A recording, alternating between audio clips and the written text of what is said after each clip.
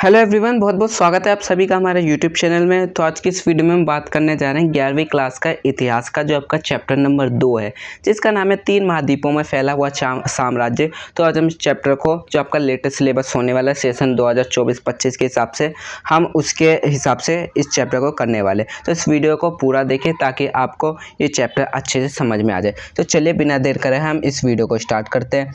तो हम इस वीडियो को स्टार्ट करेंगे इस चैप्टर के नाम से। जैसा कि आपका जो चैप्टर है उसका नाम है 3 महाद्वीपों में फैला हुआ साम्राज्य, यानी इसमें एक साम्राज्य की बात चल रही है जो 3 महाद्वीपों में फैला हुआ है। वो जो साम्राज्य है वो रोमन साम्राज्य है। ठीक है, जो रोमन साम्राज्य एक बहुत बड़ा साम्राज्य हुआ करता था और ये 3 महाद्वीपों में फैला हुआ साम्राज्य था, इसलिए इस चैप्टर का नाम रखा गया 3 महाद्वीपों में फैला हुआ साम्राज्य। अब देख लीजिए कौन कौन से 3 महाद्वीपों में रोमन साम्राज्य फैला हुआ था, वो देखते हैं।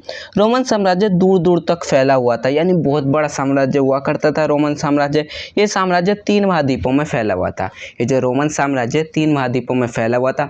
आप सभी को पता होगा हमारे जो पृथ्वी है यहाँ पे 7 महाद्वीप पाए जाते हैं। ठीक है, 7 महाद्वीपों में से 3 महाद्वीप में रोमन साम्राज्य फैला हुआ था। महाद्वीप भी आपको पता है क्या होता है, छोटी क्लासों से पढ़ते आ रहे हैं। महाद्वीप ये क्या होते हैं, जमीन के बहुत बड़े टुकड़े होते हैं, बहुत बड़े बड़े टुकड़े होते हैं जो समुद्र से घिरे हुए रहते हैं। ठीक है, यहाँ पे इमेज में देख सकते हैं यहाँ पे। ठीक है, तो देखिए कौन कौन से महाद्वीप में रोमन साम्राज्य फैला हुआ था वो देखते हैं। एक यूरोप महाद्वीप। ठीक है, यूरोप महाद्वीप ही से ये जो रोमन साम्राज्य है इसका उद्भव भी यूरोप महाद्वीप से हुआ था। दूसरा है पश्चिमी एशिया और तीसरा है उत्तरी अफ्रीका। यानी जो एशिया, पूरे एशिया पे नहीं था ये रोमन साम्राज्य, ये सिर्फ पश्चिमी एशिया से था। पश्चिमी एशिया वहाँ तक फैला हुआ था। ये मैं आपको दिखा दूँ, ये ईरान तक, ईरान के यहाँ पे आपने दजला फरात नदी सुनी होगी। ठीक है, वहाँ तक फैला हुआ था। और ये यूरोप है ना, ये पूरे यूरोप में फैला हुआ था रोमन साम्राज्य। और ये जो उत्तरी अफ्रीका है, पूरे अफ्रीका में नहीं, उत्तरी अफ्रीका में फैला हुआ था। ठीक है, तो यहाँ से आपको इमेज से भी पता लग गया होगा कि रोमन साम्राज्य कहाँ कहाँ पे फैला हुआ था। ठीक है, यहाँ से आपको इतना क्लियर हुआ होगा। देखिए अब नेक्स्ट टॉपिक हम देखने जा रहे हैं रोमन साम्राज्य के जानकारी के स्रोत। जो रोमन साम्राज्य एक बहुत पुराना साम्राज्य है, इसके बारे में जानकारी इसके कौन कौन से स्रोत हैं, ठीक है, वो देख लेते हैं। तो इतिहासकारों के पास स्रोत सामग्री का विशाल भंडार है, इसे 3 वर्गों में विभाजित किया जा सकता है। ठीक है, जो इतिहासकार है उनके पास रोमन साम्राज्य की जानकारी के बहुत सारे विशाल भंडार है, और ये जो विशाल भंडार है इन्हें 3 भागों में बांटा जा सकता है। ठीक है, पहला है पाठ्य सामग्री।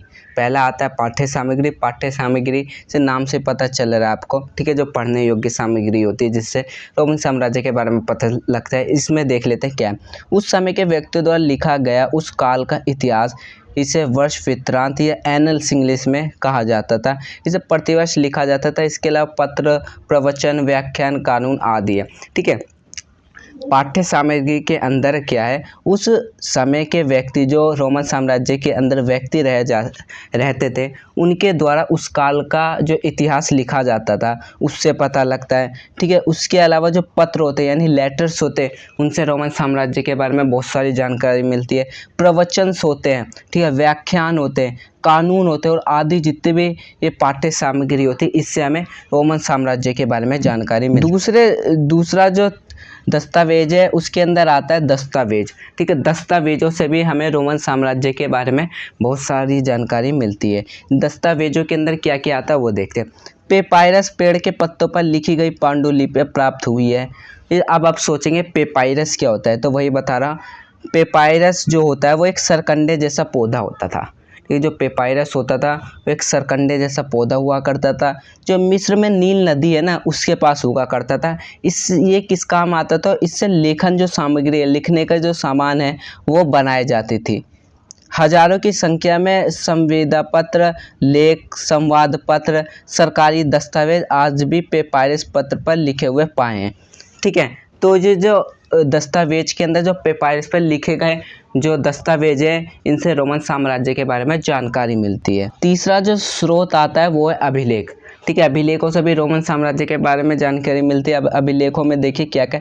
अभिलेख पत्थर की शिला जो ऊपर खुदे थे, इसलिए वे नष्ट नहीं हुए, वो बहुत बड़ी मात्रा में यूनानी और लातिनी भाषा में पाए गए। अभिलेख आपको पता होगा, पत्थर हो गया या दूसरे जो कठोर सत्य होती है उन पर जो खुरेद कर लिखे जाते हैं ना, कुछ भी खुरद के लिखा जाता है उसी को अभिलेख कहा जाता है। तो अभिलेख पत्थर की शिला के ऊपर खोदे जाते थे, ठीक है। जब वो पत्थर पे लिखे तो वो मिटे नहीं है, और जो वो अभिलेख है बहुत बड़ी मात्रा में मिलते हैं और वो यूनानी और लातिनी भाषा में पाए जाते हैं, ठीक है। तो उससे हमें रोमन साम्राज्य के बारे में जानकारी मिलती है। जो चौथा सोर्स आता है रोमन साम्राज्य के जानकारी के स्रोत में, वो था भौतिक अवशेष। नाम से पता लग रहा होगा आपको, ठीक है। भौतिक अवशेष में उन वस्तुओं को शामिल किया जाता है जो मुख्य रूप से पुरातत्व को खुदाई और सर्वेक्षण के द्वारा मिलती थी, ठीक है। भौतिक अवशेष जो होते हैं उनमें उन वस्तुओं को शामिल किया जाता है जो खुदाई के अंदर और जो सर्वेक्षण जब किया जाता है ज़मीन का तो उसके दौरान मिलती हैं। इसके अंदर इमारतें जोड़ी जाती है, ठीक है। स्मारक आते हैं इसमें, मिट्टी के बर्तन इसमें आते हैं, ठीक है। सिक्के, मूर्तियाँ और अन्य प्रकार की जितनी भी संरचनाएं आती हैं वो भौतिक अवशेष में आते हैं, ठीक है। तो आपको यहाँ से इतना क्लियर हुआ होगा कि रोमन साम्राज्य के बारे में जानकारी के कौन कौन से स्रोत हैं। देखिए अब हम नेक्स्ट टॉपिक अपना देख रहे हैं, वो है रोम साम्राज्य और ईरान साम्राज्य, ठीक है। रोमन साम्राज्य के बारे में तो जानकार अभी यहाँ पे बात चल रही है, और एक ईरान का भी साम्राज्य था। तो इनके बीच में क्या था, कैसी प्रतिस्पर्धा थी, वो देखिए।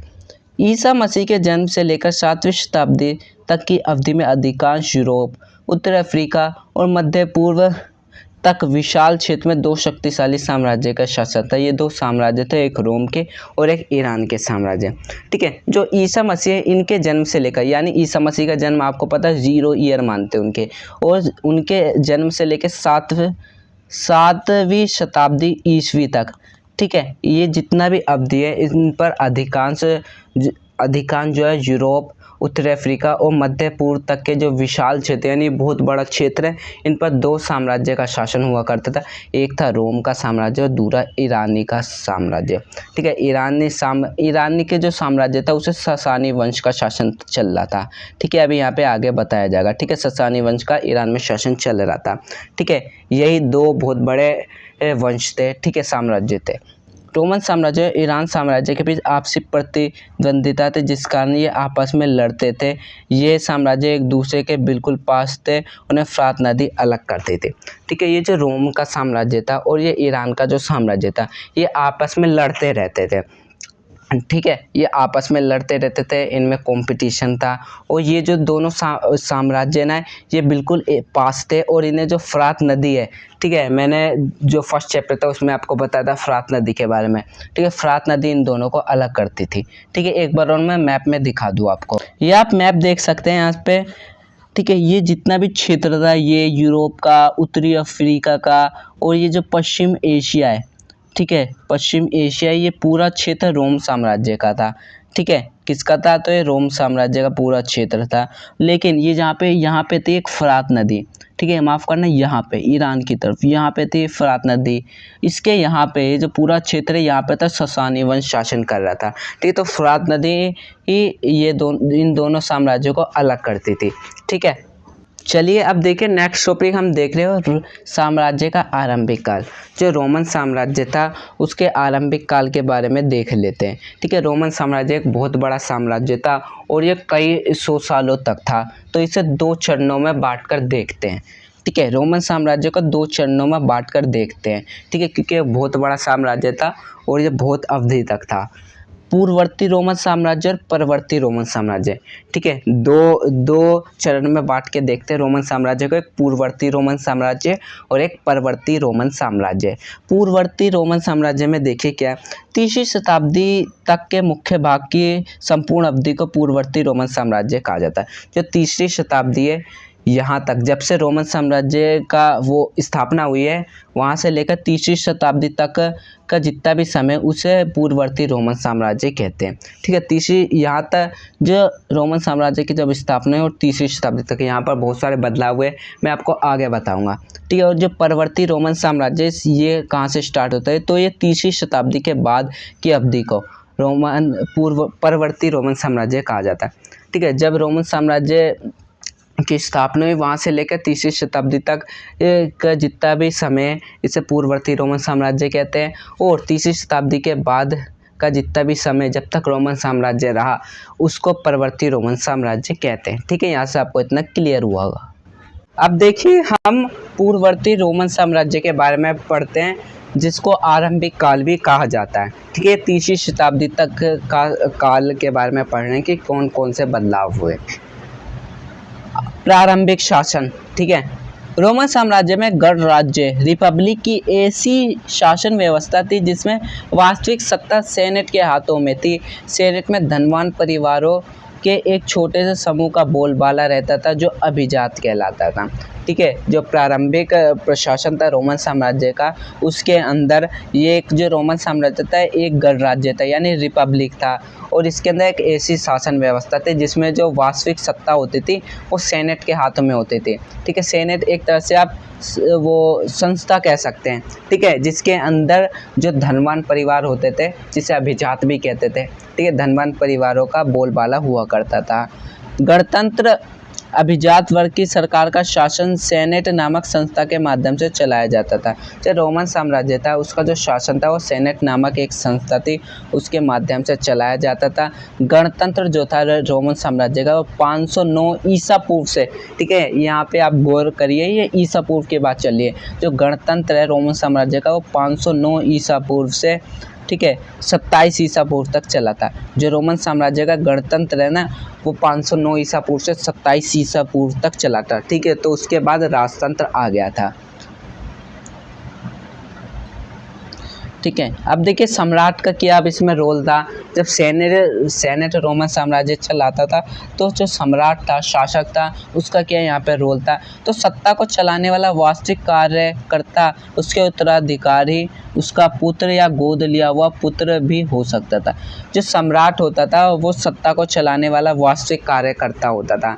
जो सत्ता होती थी, प्रशासन होता था, वो सम्राट ही चलाया करता था, और जो उसके उत्तराधिकारी होता था वो उसका पुत्र या गोद लिया हुआ उसका पुत्र भी हो सकता था।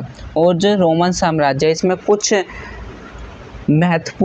कुछ महत्वाकांक्षी, कुछ ताकतवर सम्राट हुए हैं। ठीक है, वो यहाँ पे आप देख सकते हैं। एक जूलियस सीजर थे। ठीक है, ये रोमन साम्राज्य का एक महत्वाकांक्षी योग्य शासक था। ठीक है, बहुत ताकतवर शासक था। ओगस्टस के बारे में मैं अभी आपको बताऊंगा। एक ये भी बहुत ताकतवर शासक था रोमन साम्राज्य का। टिबेरियस, ट्रजान और नीरो, ये 5 है जो रोमन साम्राज्य के बहुत शक्तिशाली, बहुत महत्वाकांक्षी शासक थे। और बहुत सारे शासक थे रोमन साम्राज्य में, लेकिन ये जो 5 थे ये बहुत महत्वपूर्ण और बहुत ताकतवर शासक थे। ठीक है, यहाँ से आपको इतना क्लियर हुआ होगा।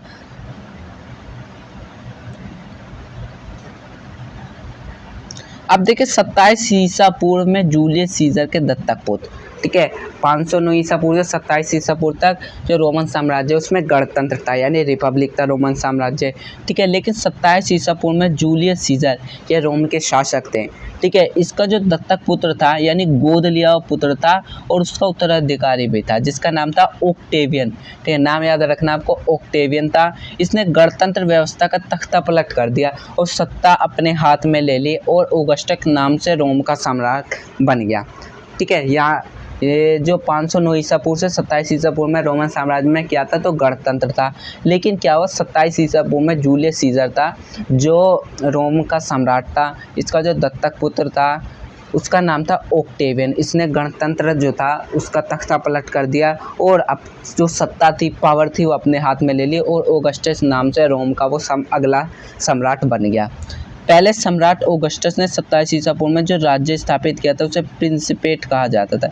जो सम्राट थे सम्राट ऑगस्टस ने 27 ईसा पूर्व में जो राज्य स्थापित किया था उसे प्रिंसिपेट कहा जाता था। ऑगस्टस एक छत्र शासन था और सत्ता का वास्तविक स्रोत था, लेकिन फिर भी इस कल्पना को जीवित रखा गया कि वे केवल एक प्रमुख नागरिक था, निरंकुश शासक नहीं था। ऐसा सेनेट को सम्मान प्रदान करने के लिए किया गया। जो वास्तविक सत्ता थी, पावर थी, वो ऑगस्टस के हाथ में थी, लेकिन फिर भी यहाँ पे ये कहा गया है कि वह केवल नागरिक अपने आप को दिखाता था, वह निरंकुश शासक नहीं था। ऐसा दिखाता था कि वह निरंकुश नहीं है। ऐसा जो सेनेट है उसका सम्मान होता है प्रदान करने के लिए किया गया था। अब देखिए नेक्स्ट हम देख रहे हैं जो पहली शताब्दी ईस्वी में रोमन साम्राज्य किस तरीके का था। पहली शताब्दी ईस्वी में रोमन साम्राज्य किस तरीके का था, इसके ना ऑगस्टस का शासन आता है। ठीक है, जो ऑगस्टस था उसका शासन आता है। ऑगस्टस का शासनकाल शांति के लिए याद किया जाता है। ऑगस्टस का जो शासनकाल काल है वो शांति के लिए याद किया जाता है। ऑगस्टस के बाद उसके पुत्र टिबेरियन ने शासन चलाया। अब ऑगस्टस के जब मृत्यु हो गई तो उसके बाद उसका पुत्र था टिबेरियस, इसने शासन चलाया। टिबेरियस को ऑगस्टस ने गोद लिया था।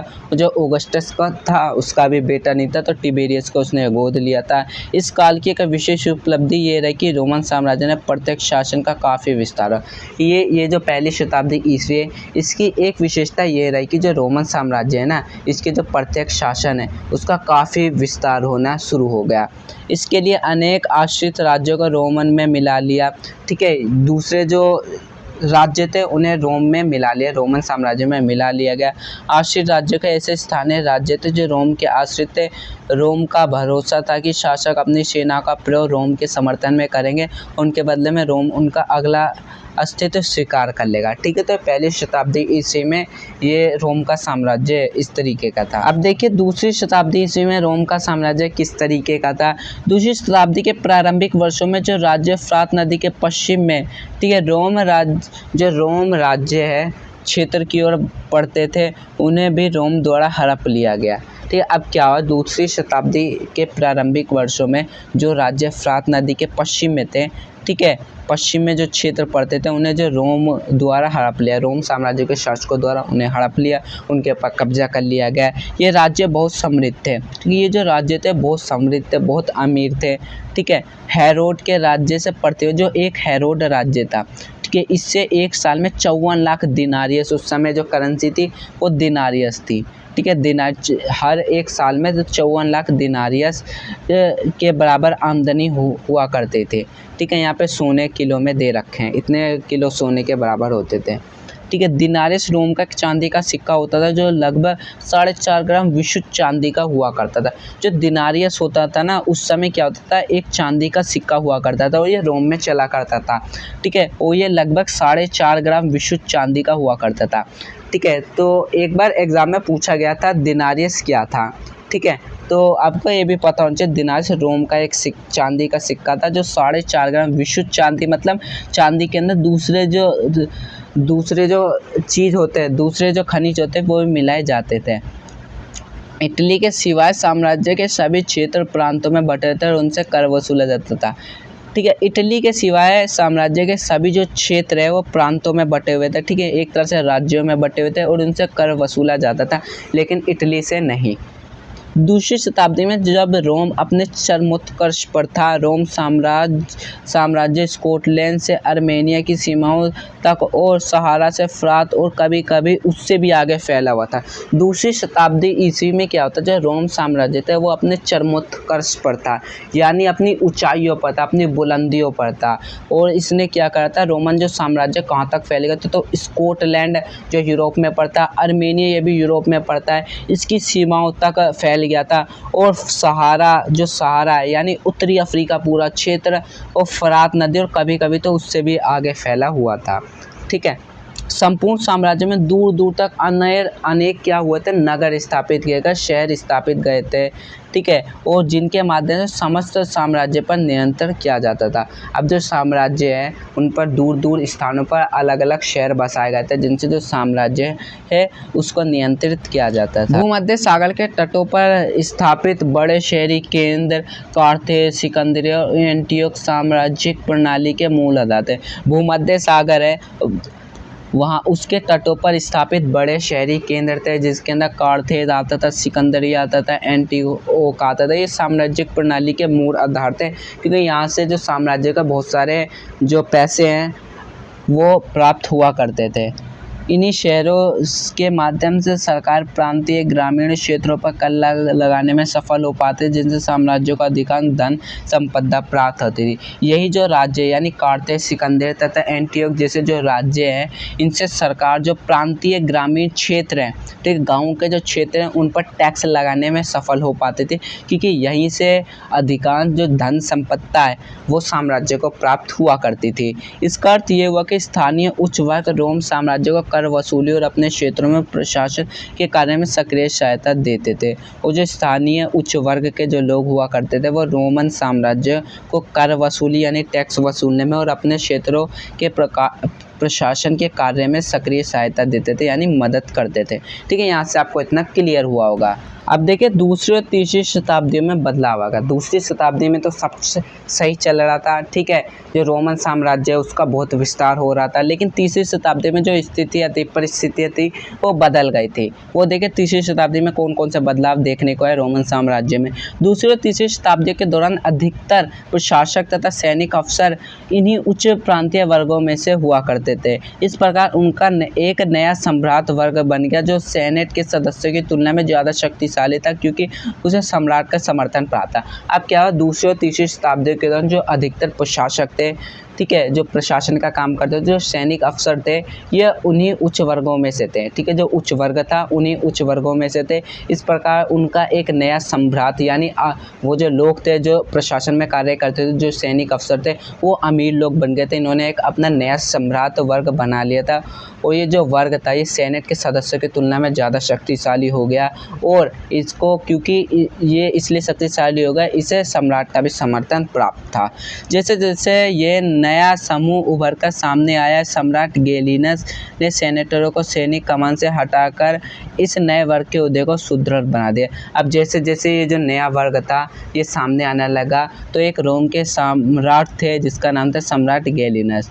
इनका जो शासनकाल है 253 से 68 ईस्वी के बीच में था। इन्होंने क्या करा, जैसे जैसे जो नया जो सम्राट वर्ग था ये ताकतवर होने लग गया, ये उभर कर सामने आगे लग गया, तो सम्राट गैलिनस था, इसने सेनेटरों को सैनिक कमान से हटा दिया और इस नए वर्ग के उदय को सुदृढ़ बना दिया, यानी आसान बना दिया, इसको समर्थन दिया। सम्राट गैलिनस ने सेनेटरों को सेना में सेवा करने अथवा इस तक पहुंच रखने पर पाबंदी। गैलिनस नहीं चाहता था कि साम्राज्य के नियंत्रण किसी भी प्रकार के सेनेटरों के हाथ में।